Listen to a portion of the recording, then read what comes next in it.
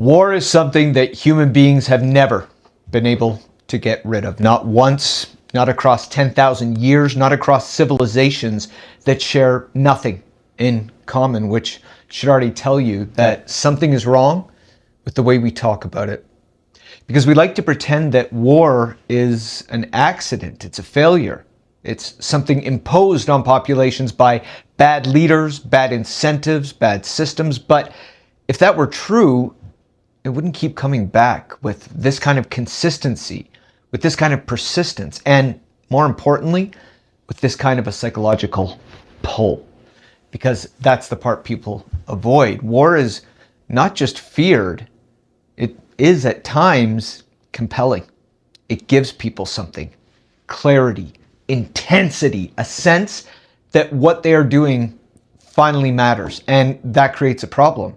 Because once you admit that, you can no longer explain war as something that simply happens to people. You have to explain why people, again and again, are willing to move toward it. The psychologist James Hillman tried to answer that question, and his answer is still one of the most uncomfortable things ever written about war. He said that what sustains war is not only strategy or politics, it's something far more difficult to admit. It's a kind of attraction. It's a kind of pull. It's what he called a terrible love of war. And if that is even partially true, then war is not simply an event. It is a structure. It's a way of organizing how people see the world. Who is the enemy? What is at stake? What actions suddenly feel justified? And once that structure takes hold, the rest doesn't need much help. If war were nothing but horror, the problem would be simpler. People would avoid it. They would resist it. They would treat it the same way that we treat plague or famine. It's a calamity to be escaped. And yet, history refuses to cooperate with this theory. Again and again, societies have greeted the prospect of war not only with fear, but with something closer to anticipation. Before the First World War, European intellectuals spoke of war as a cleansing storm, a necessary purge of decadence and stagnation. The Italian futurists, dispensing with subtlety altogether, described it as the world's hygiene. Young men rushed to enlist not merely under compulsion of law, but under actual conviction, passion. They believed that war would give their lives weight, direction, meaning. And even those who survived the battlefield sometimes described their experience in language that is, at the very least, unsettling. Not merely terror, but intensity, clarity, and occasionally the most dangerous word of all, beauty. Now, modern societies tend to react to such descriptions with embarrassment because they're inconvenient. They contradict the official narrative that war is simply irrational madness. And because they contradict it, they're often ignored. Hillman regarded this refusal as a serious intellectual error. Because if one wishes to understand war, one must begin by describing it honestly. War does something quite peculiar to the human mind. It concentrates life. Ordinary existence, by contrast, disperses meaning. It's dispersed through routine, obligation, endless minor decisions. War strips all of that away. Every action matters. Every decision carries consequence. Courage, loyalty, fear, sacrifice all appear in concentrated form. The world starts to just simplify. Friend, enemy, victory, defeat, life, death. And for many people, that experience can feel not merely intense, but intoxicating. This doesn't make war noble, but it does reveal something uncomfortable. War satisfies psychological needs that ordinary life often simply fails to meet. The need for intensity, the need for belonging, the need for purpose. But here, we need to be precise because those needs are not always satisfied in the same way. In earlier periods, war often met them through shared experience, through collective mobilization, sacrifice, and common identity.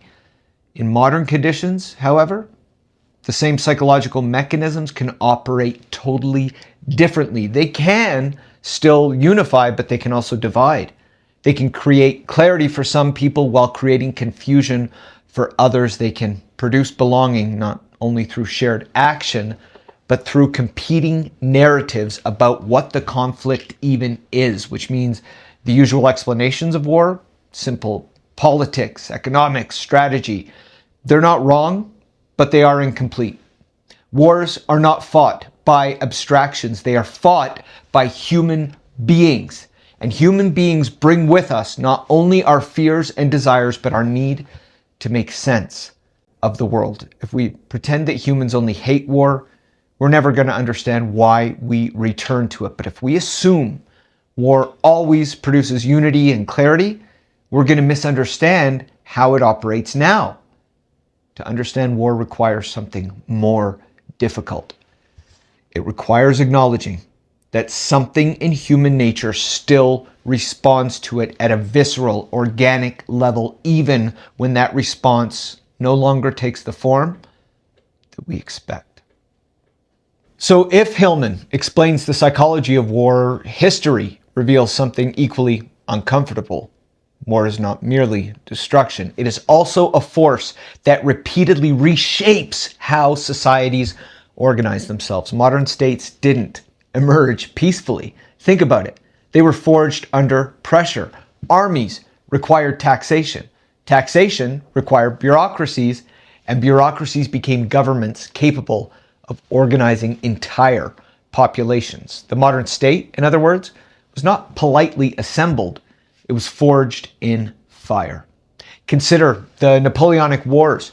They didn't merely redraw European borders, they helped produce nations. Populations that had once identified with rulers or regions, they began thinking themselves as French or German or Italian. It created national identity. War didn't just move lines on a map, it changed how people understood who they were. The First World War went even further. 4 empires collapsed in rapid succession. The German Empire, the Austro-Hungarian Empire, the Ottoman Empire, and the Russian Empire. Entire political systems vanished. New nations emerged. The Second World War produced another transformation. Technological innovation accelerated. Entire economies reorganized. Women entered industrial workforces in unprecedented numbers. New international institutions were created to try and stabilize the chaos of the global order. Margaret Macmillan's point isn't that war is virtuous, it's that war repeatedly reorganizes societies in ways that peace rarely can or does. Under certain conditions, that reorganization takes a familiar form: mobilization, sacrifice, shared purpose, centralized authority. War concentrates energy, it simplifies identity, and it aligns populations toward a common objective. But this is not the only way that war operates, and it is not the most reliable one. Not anymore. Modern conflict has introduced a second possibility. War can still unify, but it can also fragment. It can produce conviction in some parts of a society while producing confusion in others. It can strengthen one population's sense of identity while weakening another's confidence in its own institutions, its own narratives, and its shared understanding of reality. So the deeper historical point here is not simply that war creates order, it is that war reorganizes the entire social field, sometimes by concentrating it, sometimes by breaking it apart, and often, in modern conditions, it does a little of both at once. And that brings us back to Hillman's unsettling observation.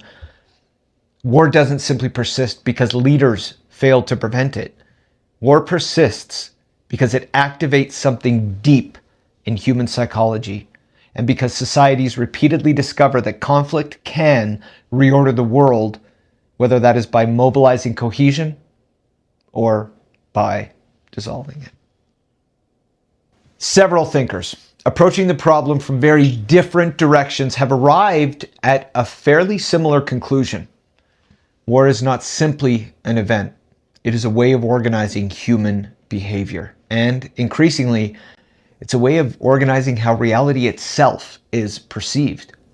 Consider the military theorist Karl von Clausewitz. Von Clausewitz argued that war is driven by what he called a remarkable trinity: government, the military, and the people. Governments may determine objectives, armies may execute strategy, but the force that sustains war, the thing that allows populations to endure sacrifice, that comes from somewhere else entirely. It comes from the passions of the population: anger, fear, pride, revenge. Without these emotions, war would struggle to sustain themselves at all. War, in other words, is never purely rational. It draws its power from emotional currents that run through societies. The philosopher René Girard approached the problem from a different angle. Human beings, he argued, we're imitators. We learn what to desire by watching others desire it, which in turn produces rivalry. Then rivalry spreads, and eventually it threatens to fracture the group itself. At that point, societies have discovered a remarkably effective solution. Most of the time, they unite against a common enemy, a scapegoat. And once that enemy is identified, something immediate happens. Internal disputes shrink. Divisions recede. People who were previously competing with one another find themselves aligned. Conflict produces cohesion, and the enemy becomes the glue that holds the entire group together. This mechanism appears with striking consistency. Nations unify against rivals, political movements define themselves through opposition, even small communities become more tightly bonded when they're confronted by an external threat. The enemy answers a fundamental question: who are we? And yet, this is only part of the story. In earlier periods of history, this mechanism often worked with remarkable efficiency. War unified populations, internal disputes were suspended, identity hardened quickly and with very little resistance. Modern societies, however, were not quite so obedient. Conflict still attempts to produce unity, but it often produces something else instead: fragmentation, disagreement, competing narratives about what the conflict even means. The same event that once would have created cohesion now frequently exposes and exacerbates division. War once simplified identity, but now it often reveals how fractured identity already is, how fractured it's become. And this is where the analysis becomes even more complicated, because fragmentation isn't always an unintended consequence. It can also be useful. In earlier periods, the strategic aim of war was often to consolidate one's own population, to unify, mobilize, harden their identity. But modern conflict, it frequently operates on a second axis, not only strengthening one's own cohesion, but weakening the cohesion of others through confusion, sowing distrust, competing interpretations of reality, the erosion of any shared understanding of events. These are not merely byproducts of conflict. They can function as instruments of it. And that means that war no longer operates solely by creating unity. It can also operate by dissolving unity. Modern conflict doesn't abandon unity, it competes with fragmentation. And in societies already prone to division, internal division, that approach can prove remarkably effective. The historian Azar Gat adds a final observation. Across nearly every civilization we know, warfare repeatedly appears. Different cultures, different technologies, different political systems, and yet conflict persists, which suggests that war cannot be explained solely by bad decisions or misguided leaders. It is tied to deeper patterns of human behavior. It's competition between groups. It's the need for security. It is the defense of identity and status. And when these structural forces combine with the psychological dynamics that Hillman described, intensity, belonging, purpose, war becomes something much more than mere organized violence. It becomes a way of structuring perception itself. It's a way of sorting the world into enemies, loyalties, stakes, and permissible actions. And once that structure takes hold, conflict does not only occur, it becomes almost impossible to avoid. Hillman believed that something else was missing from modern discussions of war: imagination.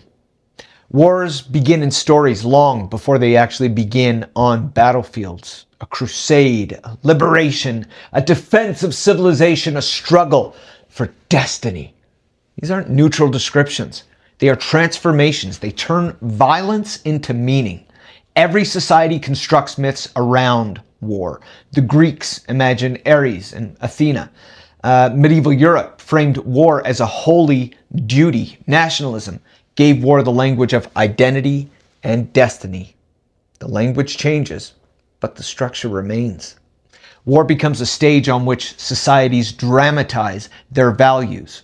Modern societies like to imagine that we've moved far beyond this. We prefer to think of war as strategic, rational, procedural. But listen carefully to how we still describe war: honor, sacrifice, freedom, civilization. These are not policy terms. These are symbols. War is not merely a strategic event. It is an experience shaped by imagination. And once a society begins telling that story, telling it with conviction, the psychological conditions of war are already in place. The battlefield, that simply follows. But here again, something has changed. In earlier periods, these narratives moved through relatively centralized channels: speeches, newspapers, institutions, shared cultural frameworks. But in the digital age, they move differently. They move through feeds, clips, networks, rumors, images, and endless repetition. They fragment as they spread, they multiply as they circulate, and they adapt to different audiences simultaneously. Which means that the mythic dimension of war hasn't disappeared. It's actually accelerated. Narratives can now be amplified, targeted, and weaponized at speed, not only to inspire unity, but to deepen distrust, to blur reality, and exhaust a society's ability to distinguish truth from performance. In that sense, imagination is no longer merely stirred, it is shaped, reinforced, and at times it is deliberately manipulated. So when we say war begins in the imagination, we must now be slightly more precise. War begins when a population adopts a structure for interpreting reality. Who is the enemy? What is at stake? What must be defended? What actions are justified? And in modern conditions, that structure can spread without armies, and it can take hold long before any formal conflict is declared. Now, we got to discuss what to do about this. Hillman's insight doesn't apply only to war. It describes something more fundamental to humanity itself, how human beings organize reality under pressure.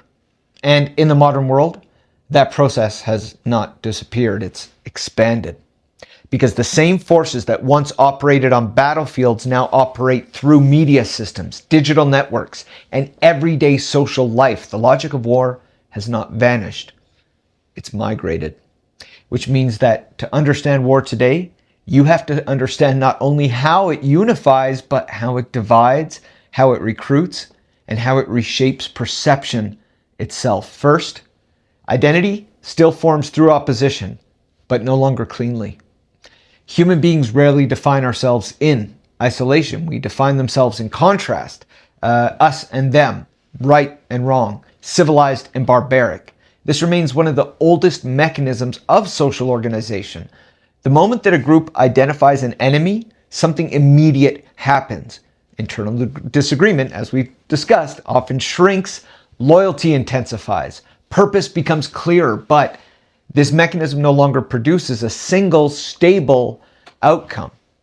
In earlier periods, The identification of an enemy often consolidated identity across a whole population, but in modern conditions, the same process can produce multiple competing identities at once. Different groups within the same society may construct entirely different enemies, entirely different narratives, entirely different versions of reality. So the critical question is no longer simply who is the enemy. It is who has the right, who has the authority to define the enemy. Because in modern conflict, that struggle often determines everything that follows. Number 2, conflict now operates on 2 axes. The traditional model of conflict is straightforward. Threat produces cohesion. That's still true, but it's no longer sufficient. Modern conflict operates on 2 axes simultaneously. It can concentrate identity and it can fragment it. It can produce conviction in one group while producing confusion, distrust, and paralysis in another. This is not incidental. It can be strategic. Because a society that cannot agree on what is happening is already weakened. And that's why confusion, narrative overload, and competing interpretations, they matter. They're not simply features of a modern information environment. They can function as instruments of conflict. War, it no longer operates only by aligning populations. It also operates by making alignment impossible sometimes. Number 3, conflict now rewards participation without cost. Hillman observed that war gives life intensity, urgency, meaning, a sense of participating in something larger than oneself. And that mechanism has not disappeared, but it has changed form. Modern conflict allows people to access fragments of that psychological reward without entering a battlefield. It's certainty without knowledge, participation without sacrifice, belonging without proximity, moral intensity without consequence. So outrage becomes participation, position taking becomes identity, and attention becomes involvement. These are thinner versions of war's psychological experience, but they follow the same pattern and they help explain why conflict now spreads rapidly through civilian life. Not because everyone is fighting, but because many people are being psychologically recruited. Number 4, the boundary between war and civilian life has eroded. The traditional image of war separates soldiers from civilians. Modern conflict blurs that boundary not only through cyber operations and information warfare, but through the everyday recruitment of attention, identity, and emotion. People are drawn into conflict not by orders, but by narratives, by incentives, by systems that reward engagement, alignment, and reaction. Which means the question is no longer simply, is a society at war? It is, to what extent have warlike ways of seeing and thinking taken hold? Because war is not only organized in violence, it's also a way of sorting reality into enemies, into loyalties, into stakes, high or low, into actions that feel justified. And once that structure takes hold, participation follows naturally, whether or not there's a battlefield at that moment. Number 5, the real risk is not only escalation, it is normalization. The most obvious danger of war is escalation. We think, don't want to go nuclear. But the more subtle danger is normalization, the gradual spread of warlike perception into ordinary life, when everything becomes a conflict, a side, a team, a moral test, a struggle that must be won. The structure of war begins to operate everywhere. And at that point, war doesn't need to be declared because it's already being lived. So we arrive at a point that is harder to ignore than it is to accept. War doesn't persist because we fail to eliminate it. It persists because it continues to work. Not morally, not rationally, but psychologically. It gives people something they struggle to find elsewhere, a sense of direction, a sense of importance, a sense that what they are doing, that who they are finally matters. And that hasn't changed.